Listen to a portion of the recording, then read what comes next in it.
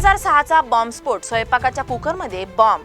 2006 साल रोजच्याच प्रमाणे सकाळी 6:30-7ची वेळ आणि मुंबईची लोकल, कोणाची कॉलेजला जाण्याची धावपळ तर कोणी कामावर जायला निघालेला. लोकलमध्ये रोज भेटणारे मित्र, गप्पा गोष्टी, हलकीशी हसण्याची क्षणभराची उसंत आणि अचानक स्वयंपाकाच्या कुकरात ठेवलेला मृत्यू फुटला. एकाच वेळी 60 ठिकाणी स्फोट, 206 निरपराध लोक मृत्युमुखी. एका क्षणात शेकडो कुटुंब उद्ध्वस्त. एक काळा दिवस ज्याने मुंबईचं काळीज हेलावलं. 2015 मध्ये ATSने 12 जणांना अटक केली. केस कोर्टात गेली, साक्षी पुरावे सुरू झाले.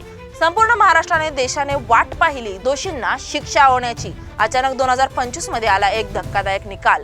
मुंबई हायकोर्टाने सांगितलं, या आरोपींविरुद्ध कोणताही ठोस पुरावा नाही, सर्वांना निर्दोष मुक्त करण्यात आलं. आता प्रश्न उभा राहतो, जर हे लोक खरे गुन्हेगार असतील तर त्यांची सुटका आपल्यासाठी धोकादायक नाही का? आणि जर हे लोक निरपराध असतील तर 18 वर्ष त्यांचं आयुष्य, स्वप्न सगळं कोणी पचवलं? ATS वर विश्वास ठेवायला हवा, पण मग एवढ्या वर्षांच्या तपासाचं काय? खोटं होतं तर अटक का?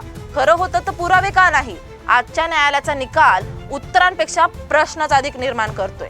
न्यायव्यवस्था, तपास यंत्रणा आणि आपल्या सुरक्षिततेवरचा विश्वास पुन्हा तपासायला लावतोय. या प्रकरणात सत्य कोठे दडले आहे हा प्रश्न अजूनही मुंबईच्या रुळांवर लोकांच्या मनात तसाच घुमतो आहे.